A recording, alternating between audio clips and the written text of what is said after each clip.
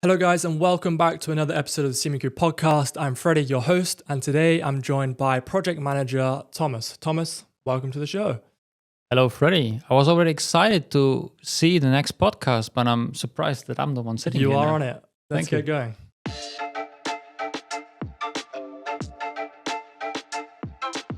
Let's start with maybe where you're from. You're obviously, I say obviously. It's not obvious you're not Finnish, but you're not Finnish. You're German. So tell us where you're from. I'm German. Yeah. From Germany. Yeah. Home city is close to Berlin. And is that where you grew up? Yes, I grew up there. Lived until I was an adult, and then I started studying southeast of Germany. And then obviously at some point you decided to come to Finland. Yes, I ended up here at some point. Yes. Right, I was studying here in exchange, getting to know a little bit of the student culture. And then I came back here once I graduated. So how long have you been here now? Last November, 10 years. 10 years. 10 years living in Finland, yeah. And we have to say you do speak Finnish. Yes, I do. I don't speak Finnish, so to me you speak good Finnish. What would you say your Finnish level is? Fluent. Fluent. Yeah. And how was the learning curve on that one? Because it's such a difficult language. It is. Yes, it's different than anything else I've learned before. You know, I know German, I speak English. I learned French in school, right? But Finnish is a whole different story. There's nothing you can apply from the other languages. So yeah, it's difficult. But yeah, you can manage, Freddie. Yeah, I hope to learn it one day. It's just that the Finns are so good at English. And they're so polite, right? When they know you're getting stuck with the Finnish language, they just help you out. They start talking English. Yeah. But hey, let's talk about you and Simucube. What do you do here at Simucube? Maybe introduce yourself, what your role is, and what you get up to. So my name is Thomas Richter, and I'm the project manager here at Simucube. I'm at Simucube about 1.5 years now. And I'm basically taking care of our new product development portfolio within our R&D department. And you are actually an engineer as well. Yes, I am. That's where your career started. So where did your interest in engineering come from? Were you interested in that already at a young age, or? Not really at a young age, but once growing up, being a teenager, being interested in, cars. Cars are a big thing in Germany, right? You're waiting until you become 18 and then get your first car. So I was really interested in that, and I knew that with an engineering background, mechanical engineering, you can go into that industry, which is like big in Germany. So I always had the idea to at some point, make a career in Germany, working at a big car manufacturer and building future cars. That's where the motivation came from. And what sort of work have you done previously in the engineering world? Well, after graduating, when I came to Finland, I started in design, mechanical design, and I worked in different companies here in Finland. But at some point, I kind of realized that I would like to have more impact on the project. Not only getting the tasks to work on. I want to have the, being able to see the big picture and why I'm doing it, not just like getting a task on a table. So getting more and more interested in, taking care of projects. How does that work? Experience impact your work now at Simucube? Are there any overlaps, or is there any influence? Yeah, I can use my experience I have had like the last 10 years. But what's difficult and different in Simucube is that all I've done like project management wise before Simucube, I've done with like outside customers, like delivery projects, like all around the world. And now at Simucube, basically my customers are within the company, right?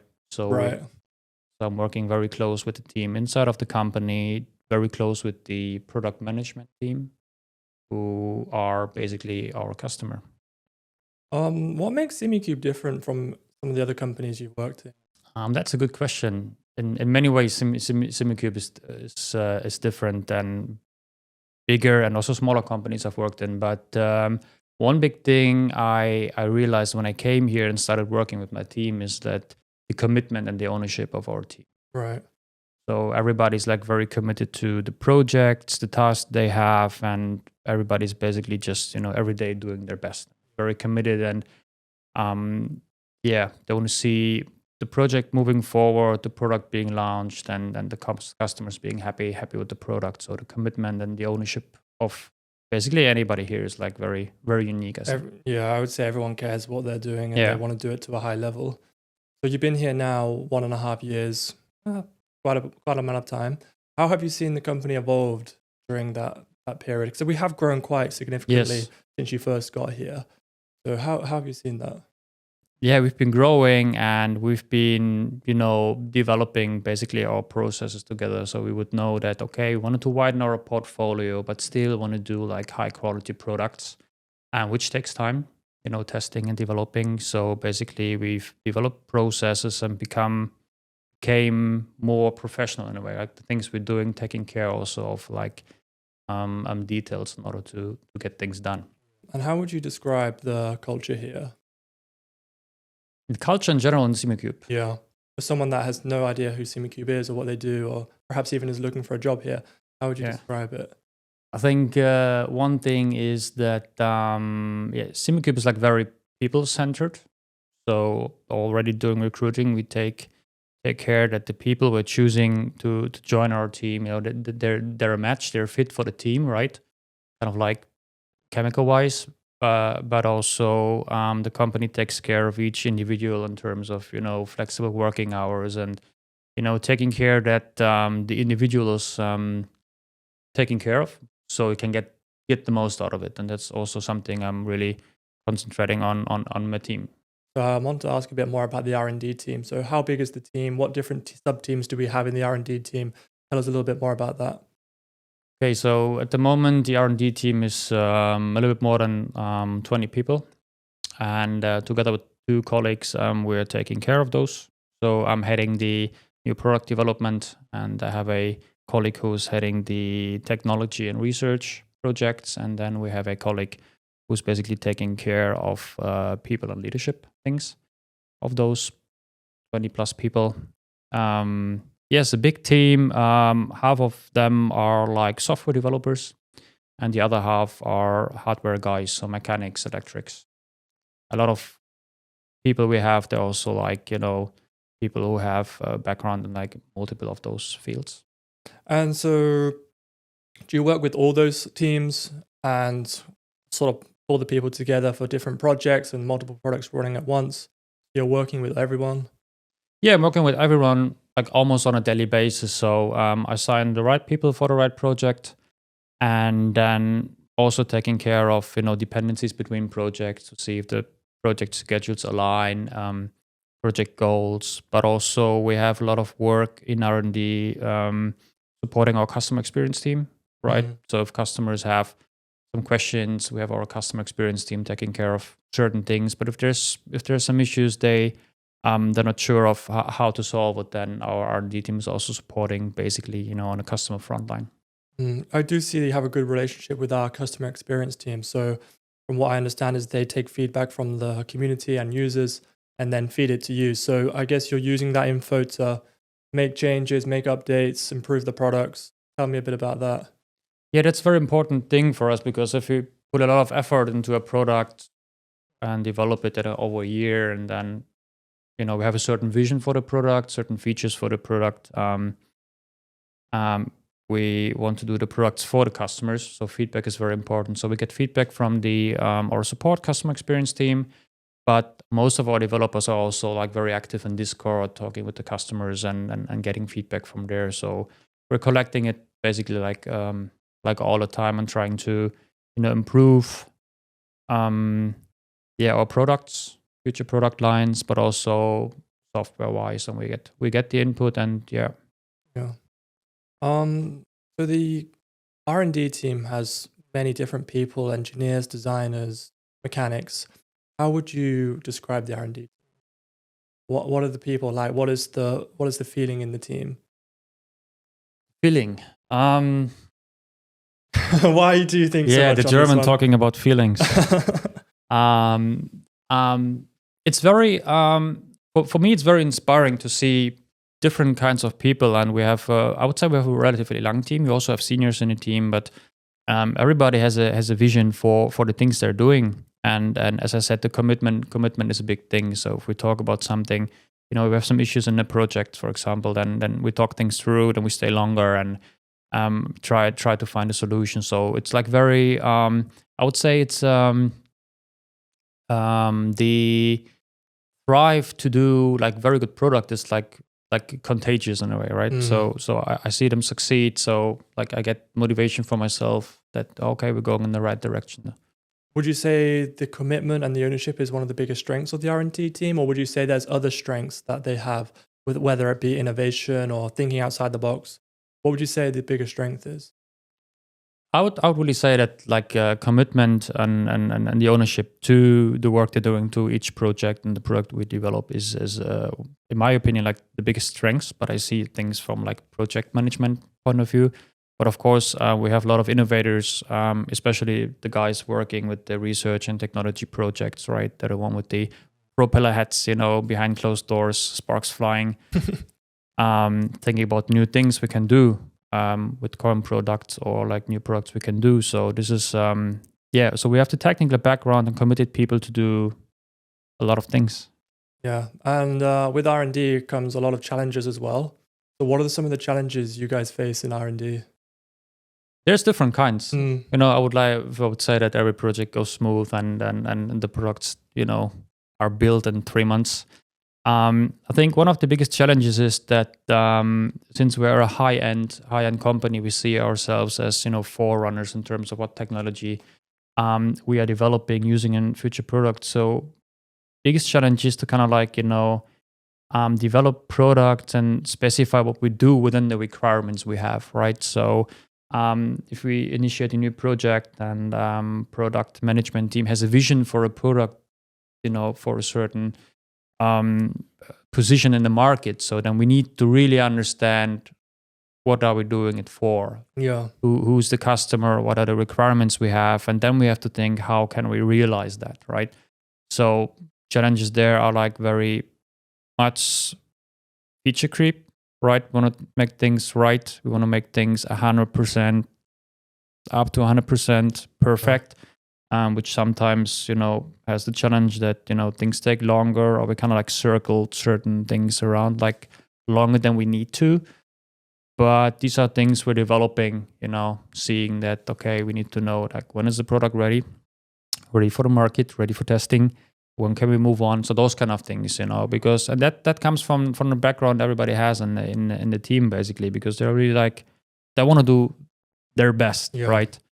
And these are things you develop like when moving forward, doing more projects, getting more work experience, and then you see, okay, lessons learned from previous projects, previous products we use, and then we try to minimize the unknown basically.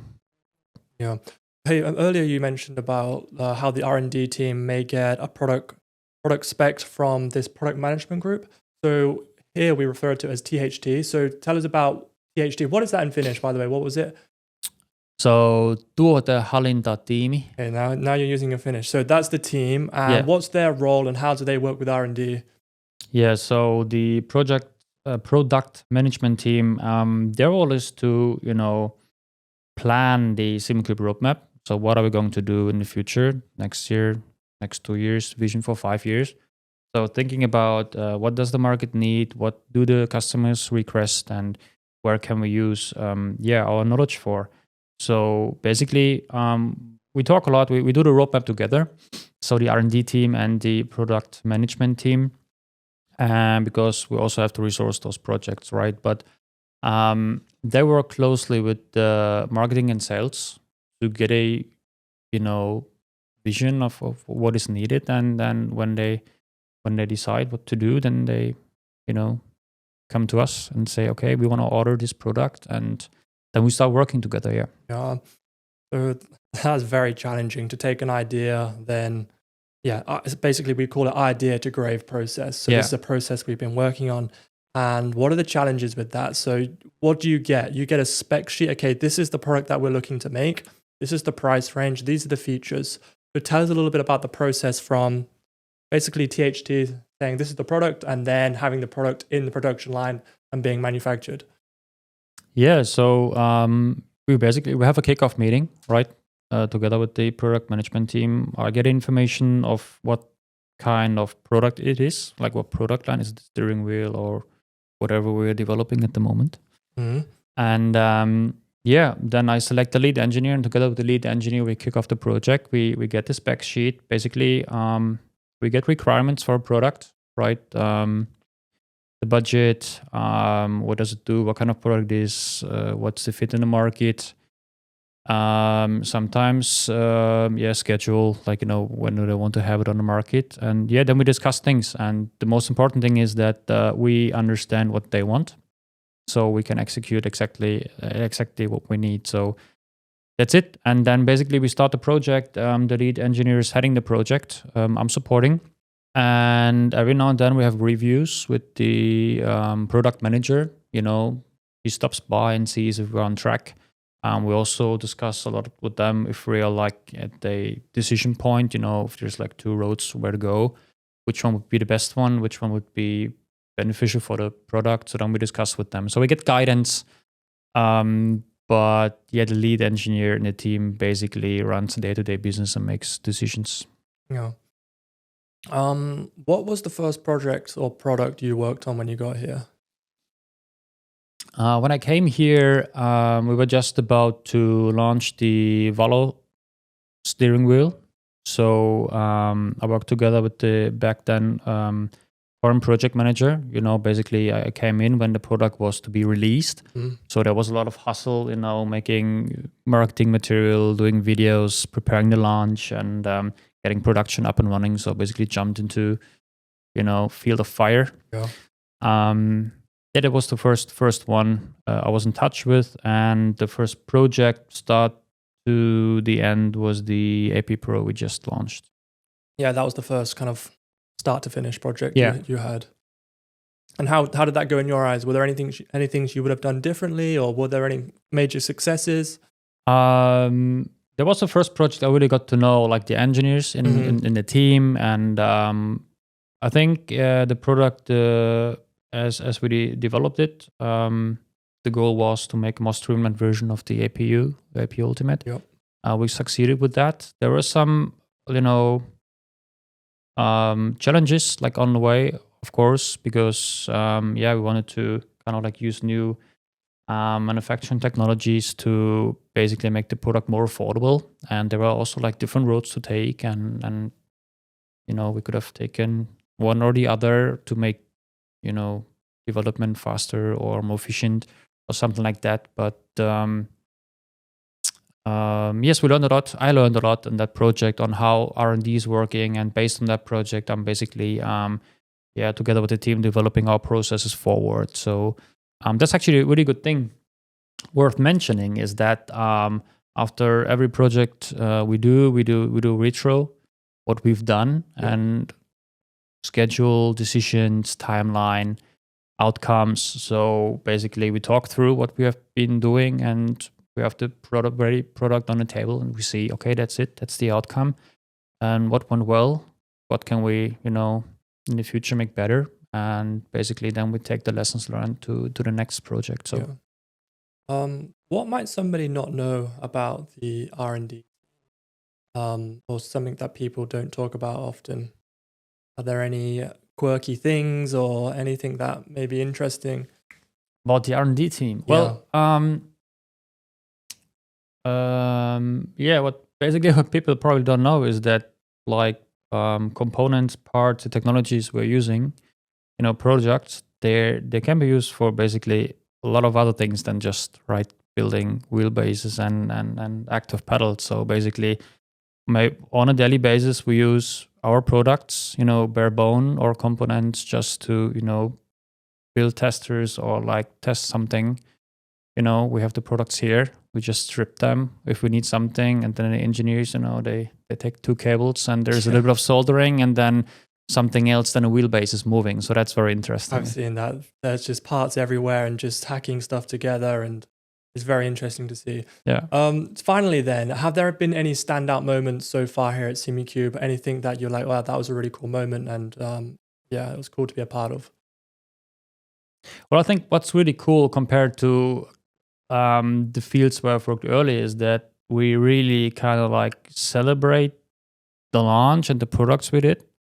Obviously when the product is launched, and that you do a lot of work towards those launches and events also, is that you're relieved in a way, and then you're celebrating what you have been doing before moving on to the next thing, and that's like really good. And we do that basically as a company. So of course in R&D we're happy when the product is going to be in the serious production ramp up. Everything works well. We do more than one piece. We do 100, 200, etc. So then we're already relieved. Things are going on. Then you guys come and make marketing material, and everybody does their job. But in the end, when there's the launch day and the video goes live and everybody's in front of YouTube and sees the video and everybody's relieved, those are really, really good moments. I agree. And those are the highlights to my work here at Simucube, is the launches of products. We spend months even working with R&D before the products launch, working on the product story, what are the features, all these different things. And then when it comes together on the launch day, everyone's watching, everyone's there, it's just awesome. So yeah, great to work with you guys. Thank you, Thomas, for joining us. It's been a great episode, and we hope to have you again another time. Thank you, Freddie. It was good. Thanks. All right, thank you.